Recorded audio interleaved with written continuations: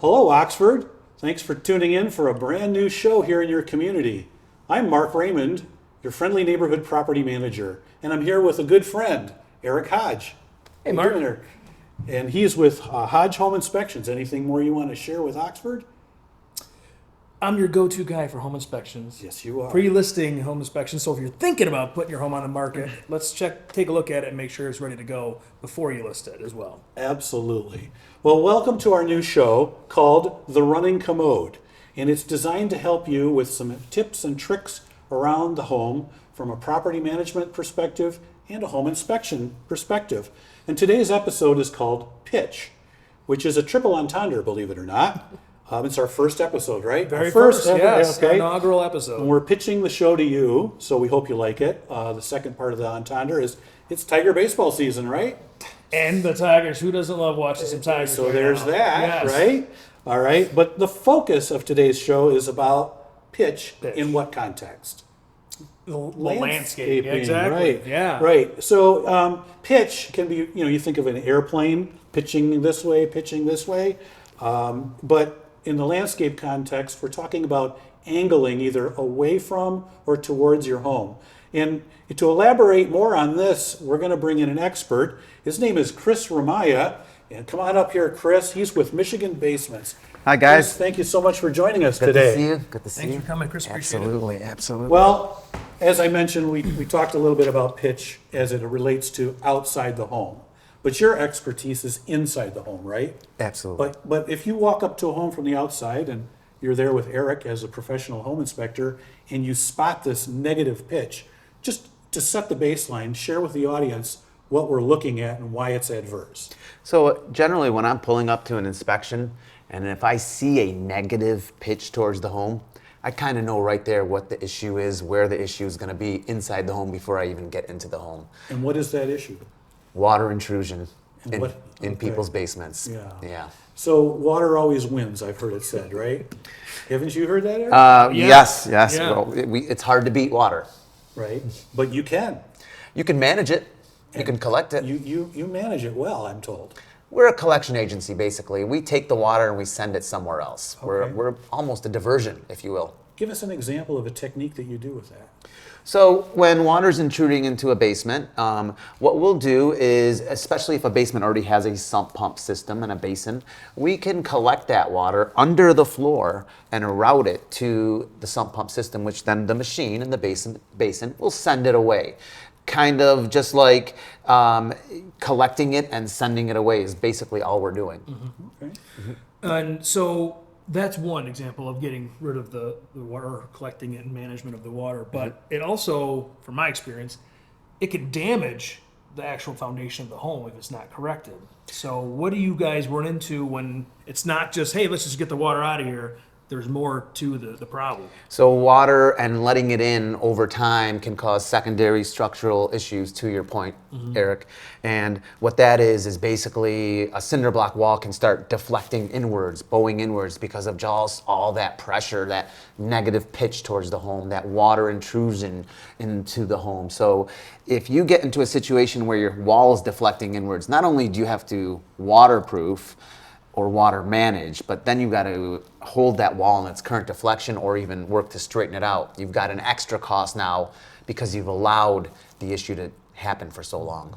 So you giving the water a place to go so that you could actually potentially have a finished basement when you're done and not be worried about damage. And It's don't the wanna peace put of words mind. in your mouth, but Peace of mind. There are plenty of clients that have come from a home that had water at one time. They move into a new home and there's not a historical trace of water anywhere.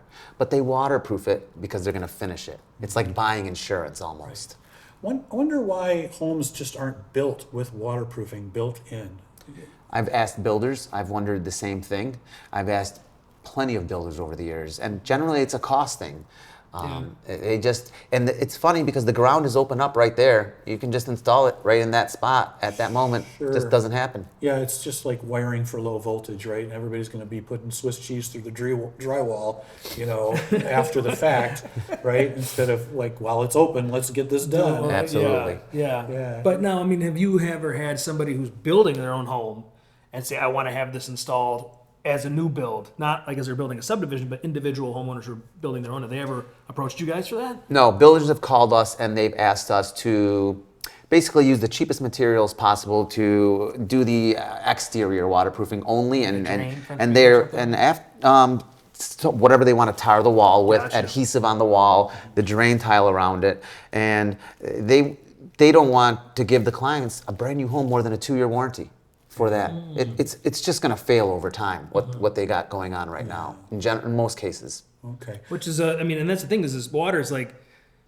if you have a basement, even crawl space or slab, I mean, it affects everybody. Absolutely. Especially in Michigan, especially springtime, you know, that we're talking about right now with the Tigers baseball starting, like all the rain and the snow melt, and it's like, I'm sure you're quite seeing a lot of that. It's the time of year right after the thaw, Yeah. right? And once that water is saturated into the ground, all that snow melt, it's just coming right up against those foundation walls. Cinder block walls, so porous. Water's just sitting in those hollow cavities in each block, trying to push through, seep through.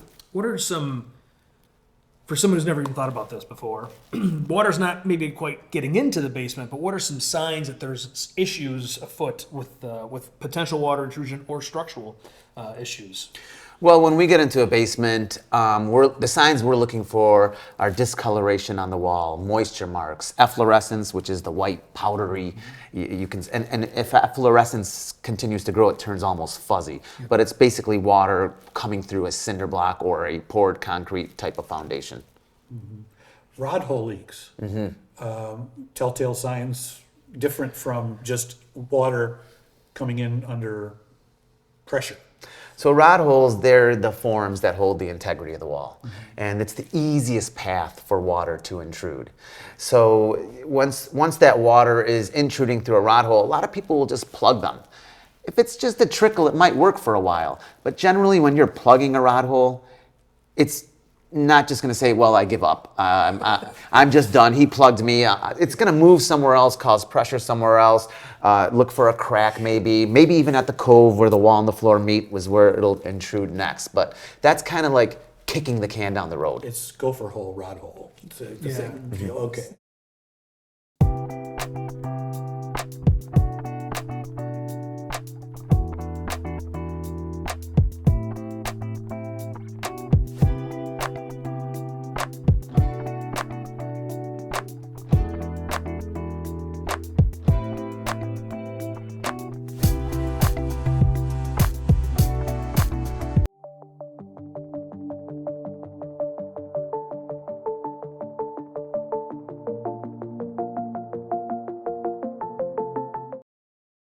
Okay. I get Plug here goes here. Plug Yeah, here goes like here. when we watched cartoons when we were kids, and we went like this, and then you went like this, Right? and you're like just trying to, Yeah. whoa, stop. I would have thought the cartoon was based on real life.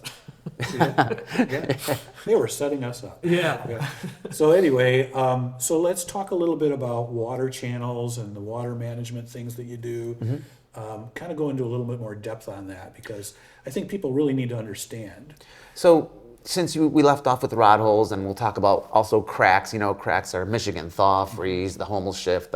So basically how we collect it, on the wall we'll mechanically fasten a vapor and moisture barrier. So we're actually not stopping it. We're letting that water through that rod hole or a crack intrude. Once it does, it'll divert off the back of the liner, which we install a system under the floor. We're basically replicating what's failing on the exterior, the drain tile, and that can happen because of sand or silt, tree roots. And we're installing it on the interior with our technology. And that's you jackhammer out literally into the basement floor a channel, and then put some kind of aggregate in there. Or So you have to expose the footing. So we got big strong guys like Erik jacking up the floor. And then they're carrying that cement out in buckets, right? And they're getting, so the footing is exposed right there. Then we dig a trench next to the footing. Right. And that's where we install drain tile. We use a couple different kinds of drain tile. One of them is 5 channels of stacked drain tile for people who are sitting on geysers or they have water squeezing up through the floor. And then sometimes traditional drain tile, or in some cases just white PVC pipe if they have a iron ochre bacteria in the soil. And on the footing, a drainage track, which is collecting water and diverting it to the drain tile, which is where you want the water to travel, in the drain tile. You don't want to just break up the ground and install a drainage track on your footing. A lot of companies do that. It's easy install, in and out, that's why. But the only way water is going to move in that drainage track is when it intrudes and it's kind of pushed. So that will lead to mold and mildew because you'll always have water sitting in the system. I'm really glad that you mentioned that multi-track, the way you did it, that you mentioned it and the way you did it, because there was actually a home that I managed that Erik wound up inspecting later after the fact. And the person that purchased it, the investor, sadly didn't have an inspection, didn't have somebody like Erik come in and check it out. And the house was literally sitting on, well, the houses in that area are sitting on artesians, and it was coming up and it was not stopping. It was not stopping. So in a situation where you have that much pressure coming up, kind of go into a little more detail on, this extra stuff that you'd have to do. Well, one of the products we use is called multi-flow. So imagine traditional drain tile. It's a 4-inch pipe, right? You can buy it at Home Depot's, Lowe's, every day of the year. Our drain tile multi-flow is, I said, like it's 5 channels, it's stacked, it's 7 inches long.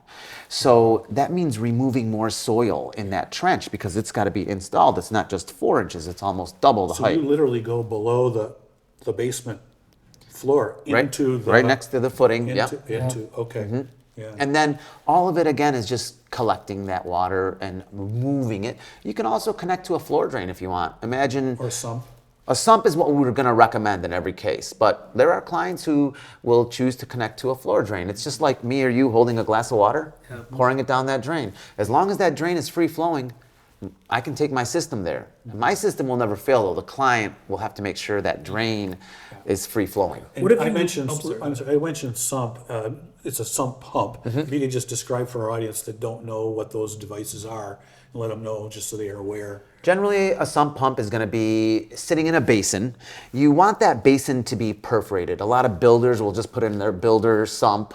You've seen them a million times. There's no perforation on it. The perforation should be surrounded by river pebble, sucking and drawing water into that basin, almost in a 10-foot radius, because that's what you want. You want water in that basin. So the sump is a machine that takes it and sends it away. It'll go up a pipe. That pipe will be buried beneath the surface on the exterior, and then you just take it away somewhere else. The depth of that crock, sump pump pit, 2 to 3 feet. you should be good. Okay. Yeah, so Sorry. deeper than any waterproofing system, of course. Yeah. And now, because some people, I go in house, especially in more urban areas where, like traditionally, like, let's say Royal Oak, they never had sump pumps in Royal Oak. But when they had that big flood several years back, all of a sudden they started retrofitting homes. But some people are in areas where they don't even have a sump pump. So what do you do in a situation like that? Do you install? Do you create one? Or how do you mitigate any water We'll damage? put in a brand new sump pump. Where you dig the hole and everything? We break up the ground, a big Jackhammers are there. Yeah, right, yeah. Yeah, we'll install a brand new sump. We do it all the time. We install a brand new sump and we'll put a sealed lid also is very important for those basins. What's in that sump? Gases, vapor, moisture. It's coming up.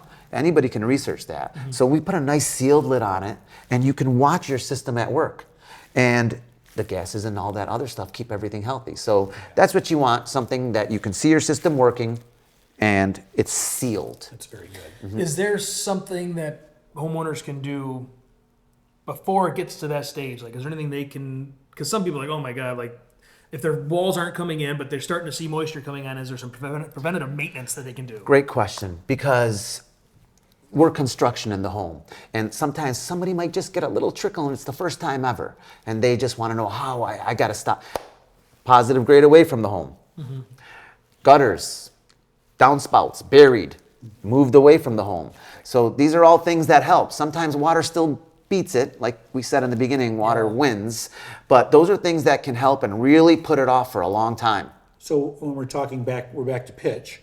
So when you have a grassy lawn that's sloping towards the home, negative pitch, then it's easy to put topsoil and dirt and things like that. But when you get into situations where it's concrete that's sloping towards the home, now you've got a whole different ball game, right? Yeah, you're in a very tricky spot. Yeah. Yes, Yeah. because unless you unless you chunk out that ground and Right.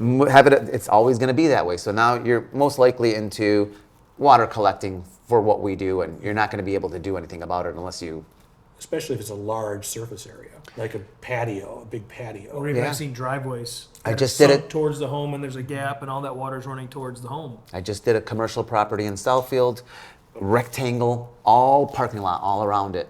We had to connect to all their floor drains because you couldn't even install a sump in there because there's nowhere to bury pipe. It's all concrete everywhere. But we connected to their floor drains, and as long as they have their drains freely flowing, they'll never have a drop. One quick thing on the sump pump: what if the homeowner's on a crawl space, and they're getting water intrusion in this crawl space? Are you able to do sump pumps, or is it the same mitigation as normal? It's the same. You're just working in a more confined space. Well, Chris, we're very appreciative of your time today. Thank you very much. I'm going to do the fist bump thing here. And you I'm gonna do too. the traditional handshake. No, okay, I'll do the traditional. All right. Thank you so much. We're glad you came out to visit with us thanks, and Chris. give us this information. And that's our show. Anything else you want to add? I just hope you guys got some good knowledge of this, and every homeowner has moisture issues at some point in their life, and if you do, Michigan Basements will take care of you. And I'm just very happy to be here with great guys. Thank you so Thank you. much. We'll be back in a month. So with any kind of luck, we'll see you in 30 days.